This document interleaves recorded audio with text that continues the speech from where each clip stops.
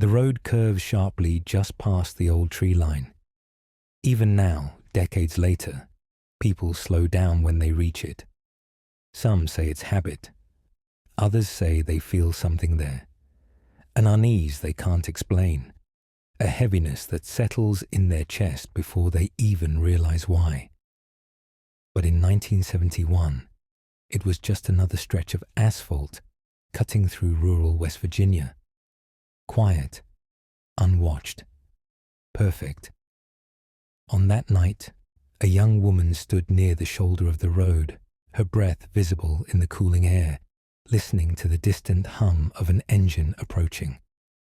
She had no way of knowing that within minutes her life would be erased. No warning, no second chance, no goodbye. And the man who would do it would go on to live freely for the next 50 years. West Virginia in the early 70s was a place where nothing stayed secret for long. Or at least, that's what people believed. The towns were small, generations overlapped. You didn't just know your neighbors, you knew their parents, their siblings, the house they grew up in. Outsiders stood out immediately. Trust was assumed. Danger was something that happened somewhere else. Mary, her name spoken softly even today, had grown up in this world. She was 20 years old, bright, independent, restless in the way young people become when they realize the world might be bigger than the place they were born into. She worked locally, helped her family, talked often about leaving someday. She wanted college. She wanted a future that didn't end at the edge of town. But on that night, she was just trying to get home. She had spent the evening with friends. Nothing unusual, no arguments, no plans that suggested she was about to disappear. When she left, she told people where she was going. She was expected home. She never arrived. At first, concern was minimal. Cars broke down. Friends crashed on couches. Sometimes people stayed out later than planned. But as the night stretched on, her absence began to gnaw at the edges of people's thoughts. By morning, fear had replaced patience. Mary's family knew something was wrong. She would have called. She would have checked in. She would not have vanished without a word. That's when the search began. By mid-morning, neighbors gathered. Flashlights, pickup trucks, volunteers walking shoulder to shoulder along the same roads Mary would have taken. They called her name into the woods, their voices echoing back unanswered. They checked ditches, fields, abandoned buildings. The police joined quickly, but there was no immediate evidence of a crime. No blood, no torn clothing, no witnesses who had seen anything suspicious. Only silence and fear. Rumors began almost immediately. She ran away. She met someone. She wanted out. But Mary's family pushed back hard. They knew her, and deep down so did the town. This didn't feel like a choice. It felt like something had been taken. 3 days later, the search ended. Her body was found in a wooded area not far from where she was last seen. The discovery shattered any remaining illusions. This was not an accident. This was not a misunderstanding. This was murder. The crime scene was chaotic. Nature had already begun to reclaim what had been left behind. Leaves, dirt, animals, everything worked against investigators. Whatever evidence had once existed was fragile now, degraded by time and exposure. The autopsy confirmed violence, but details were limited. In 1971, forensic science could only go so far. No DNA profiling, no genetic databases, no modern trace analysis. Investigators worked with what they had, and it wasn't much. Suspicion fell quickly on the people closest to Mary. A former boyfriend with a volatile history, a co-worker who had shown interest she didn't return, a local man known for making people uncomfortable. Each was questioned, Each denied involvement. Each was eventually released. Nothing tied them to the crime. And slowly, the momentum died. The case went cold, but the town never truly moved on. Mary's face stared out from black and white photographs pinned to bulletin boards. Her name was spoken in hushed tones. Parents warned daughters to be careful. The roads felt different now, and somewhere among them, the killer lived on. What no one realized, what no one even considered, was that the man responsible hadn't fled. He hadn't changed his name. He hadn't disappeared. He stayed. He watched the search. He listened to the rumors. He mourned publicly. He blended imperfectly. And as years passed, suspicion drifted elsewhere. New crimes, new tragedies, new lives being lived. Mary became a memory, and the man who killed her began to believe he was safe. Decades passed. The file sat untouched in a records room, its pages yellowing, its evidence bag sealed with tape that had long since lost its adhesive strength. Detectives retired. Witnesses aged. Some died. The truth seemed destined to remain buried, until someone decided to look again. Not because of a tip, not because of a confession, but because technology had finally caught up to the past. In the late 2000s, cold case units across the country began reopening files once thought unsalvageable. DNA genealogy had changed everything. Cases that had haunted communities for decades were suddenly being solved, not by witnesses, but by relatives who didn't even know they were connected to a crime. Mary's case was one of them. Investigators reopened the evidence. What little remained. They weren't hopeful, but they tried. And against all odds, something had survived.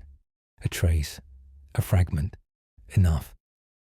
When the DNA profile was uploaded into a genealogy database, investigators didn't get a name. They got a web, a family tree that stretched outward, connecting to people scattered across states, generations removed from the crime. Patiently, methodically, detectives narrowed it down, cross-referencing ages, locations, histories, until the tree pointed back toward one small town, one familiar name, a man who had been questioned in 1971 and cleared, a man who had never left. By the time detectives knocked on his door, he was old, grey-haired, soft-spoken, living a quiet life. He welcomed them in, answered their questions. He had no idea what they already knew, or what they were about to find, because when he discarded a simple item, something meaningless to him, it sealed his fate. The lab results came back. Perfect match. The past had finally caught up. When the arrest was announced, the town reeled. People argued. People cried. People refused to believe it. They said it couldn't be him. They said the police were wrong. But the evidence was undeniable. After 50 years, justice was finally coming. And the truth, long silenced, was about to be heard. For most of his life, he believed he had won. That's the truth no one wants to say out loud, but it hangs over this case like a shadow that never fully lifts. For decades after 1971, the man responsible for Mary's death woke up every morning, went about his routine, and returned home at night believing the worst thing he had ever done was safely buried in the past. He married. He worked. He paid his bills. He aged. And slowly, year by year, the fear faded. Because time has a way of convincing people that consequences belong to someone else. And in a town where memories grew soft and evidence grew brittle, the man convinced himself of something dangerous, that he was invisible. To understand how this case stayed unsolved for so long, you have to understand the man himself, not as a monster hiding in the shadows, but as something far more unsettling. He didn't stand out. He wasn't violent in public. He didn't have a criminal record. He wasn't known for explosive anger. He was ordinary. And that was his greatest protection. People who knew him described him as quiet, reserved, dependable. He showed up when asked. He offered help without complaint. He didn't draw attention to himself. And in a small West Virginia town, that kind of man doesn't raise alarms. It earns trust. But beneath that carefully maintained exterior was a different truth, one formed long before Mary ever accepted that ride. Investigators would later uncover fragments of a pattern, moments of inappropriate behavior dismissed as misunderstandings, comments brushed off as awkwardness, interactions that left women uneasy but unable to explain why. Nothing criminal, nothing actionable, just enough to make sense in hindsight. On the night Mary disappeared, the man's routine didn't change. That detail haunted investigators. He wasn't panicked. He didn't flee. He didn't isolate himself. He went home. He slept in his bed. And the next morning, when the news spread that Mary was missing, he joined the search. That alone is chilling. Not because killers never insert themselves into investigations, but because he did it so naturally, so convincingly. He walked the same roads she had walked. He called her name into the woods. He spoke to her family with what appeared to be genuine concern, and no one questioned it. Why would they? He was one of them. As years passed, Mary's murder became part of the town's unspoken history. People remembered where they were when they heard. They remembered the fear. They remembered the way things changed. But they didn't remember details. And that's how the killer stayed hidden. Details fade, faces blur, certainty dissolves. And every year that passed without an arrest made it less likely anyone would ever be held accountable. Until the cold case unit reopened the file. The detectives who took on Mary's case weren't chasing ghosts. They were chasing probability. They knew that if any biological material had survived, modern science could do what 1971 couldn't. But they also knew the odds were against them. Evidence from that era wasn't preserved with DNA testing in mind. Storage conditions were inconsistent. Contamination was common. Still, they tried. They reopened sealed envelopes. They re-examined clothing. They searched for anything at all, that could carry a genetic signature. And when the lab confirmed there was something usable, the tone of the investigation shifted instantly. This was no longer a historical review. This was a live case. Uploading the DNA profile into a genealogy database didn't yield an instant answer. It rarely does. What it produced instead was a list of partial matches, people who shared small percentages of genetic material with the unknown suspect. Cousins, second cousins, distant relatives, people who had never heard of Mary, people who had never set foot in West Virginia. Detectives began building family trees, branch by branch, generation by generation. They traced migrations, marriage records, birth certificates, death notices. Slowly, painstakingly, the web narrowed, and then something startling happened. The trees circled back to the town where Mary had lived, where she had died, where the killer had never left. The name that emerged wasn't unfamiliar. That's what made it so unsettling. This wasn't someone who had slipped through the cracks. This was someone who had been on the radar briefly before being dismissed. A man questioned in 1971. A man who had offered an explanation. A man whose story at the time couldn't be disproven. Technology had changed. The truth hadn't. But now, for the first time, investigators had leverage. They didn't rush in. They watched. They verified. They waited for the moment when a simple mistake would give them what they needed.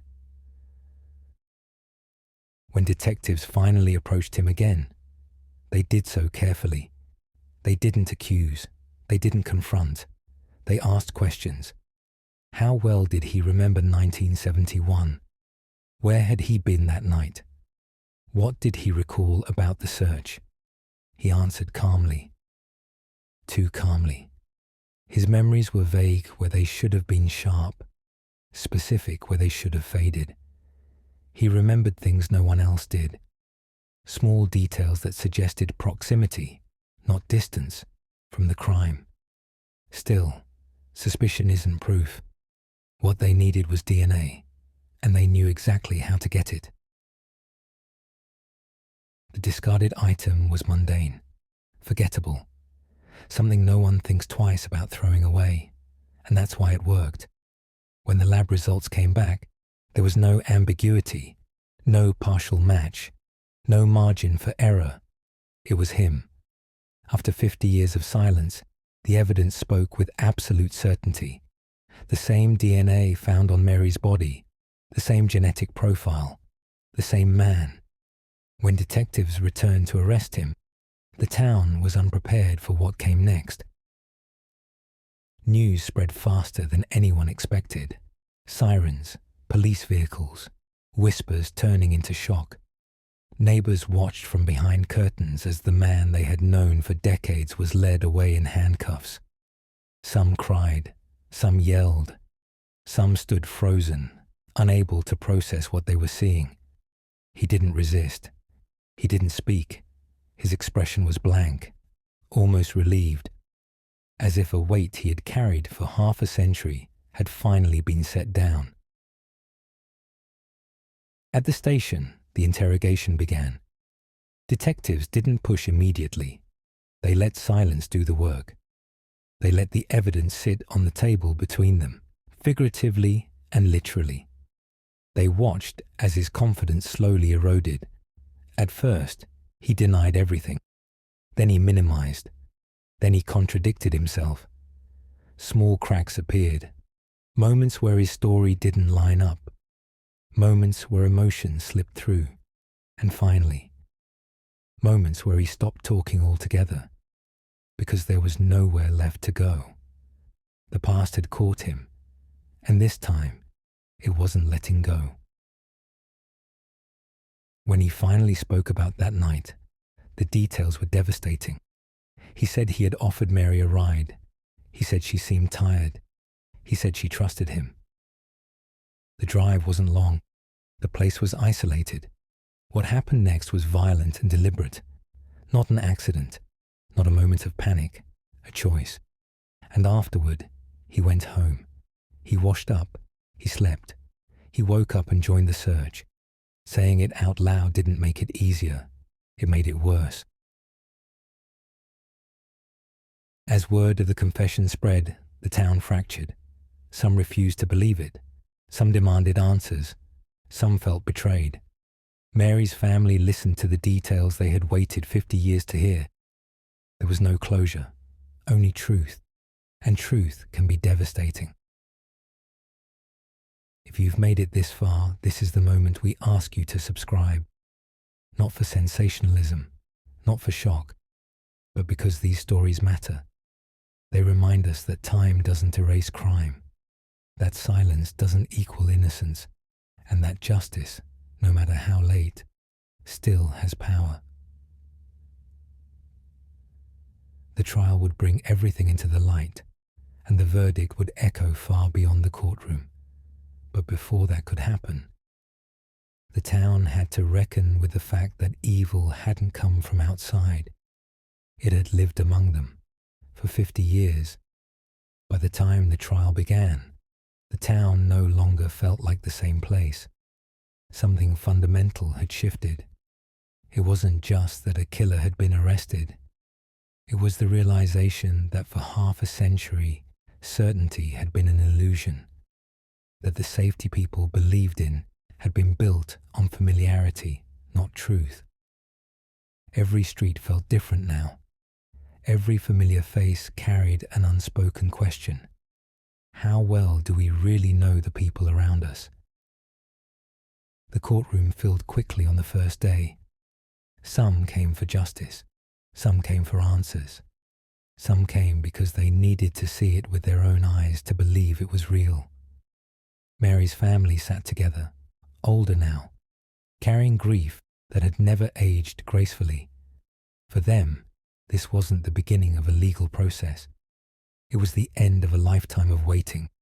The man who killed her sat at the defense table, shoulders slumped, hair thin and grey, his face marked by decades that Mary never got to live. Time had changed how he looked. It had not changed what he had done. The prosecution opened with a simple truth. This case was not about the past. It was about accountability.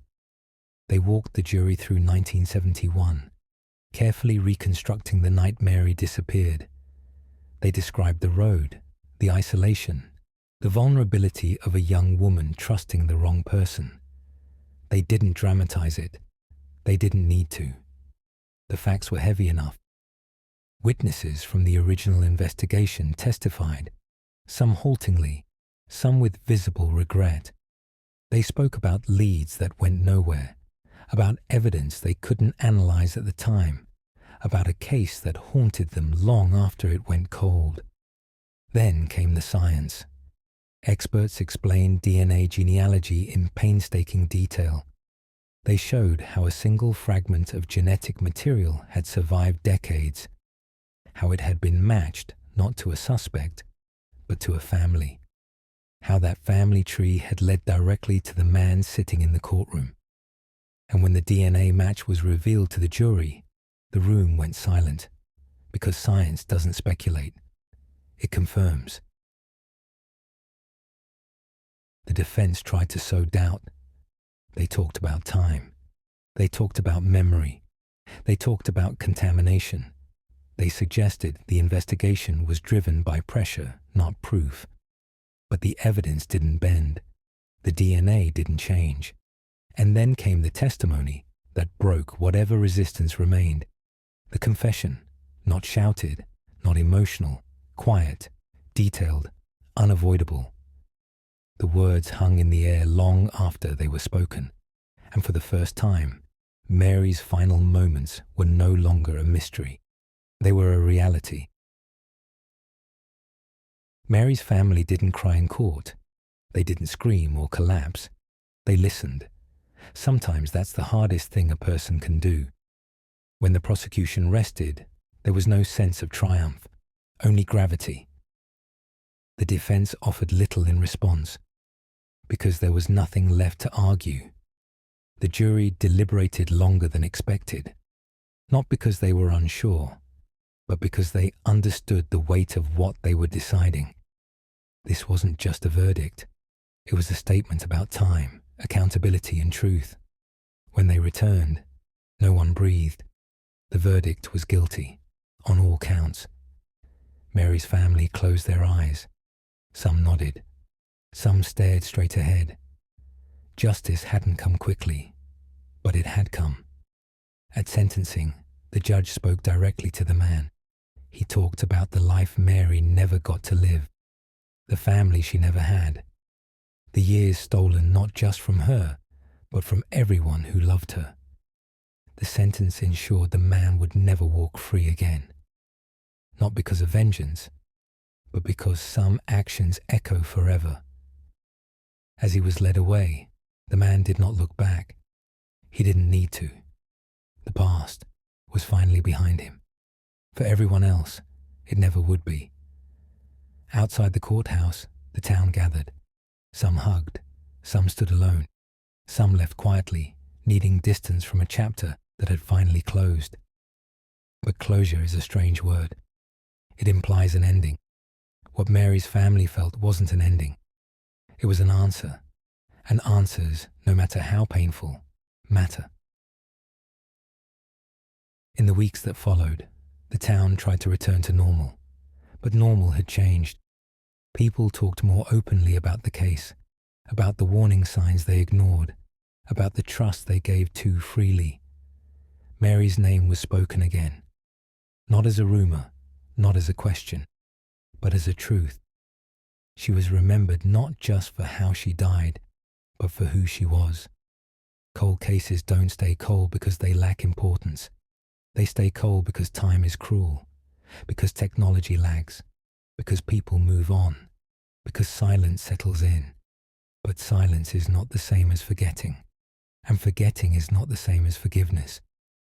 This case proved something powerful, that even after 50 years, even after evidence fades, even after hope feels pointless, the truth can still surface, and when it does, it changes everything. If you've watched this entire story unfold, take a moment to subscribe. Because these stories aren't just about crime.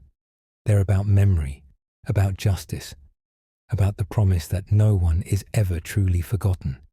And somewhere out there, another case is waiting, another truth buried under years of silence, and will be here when it's ready to be told.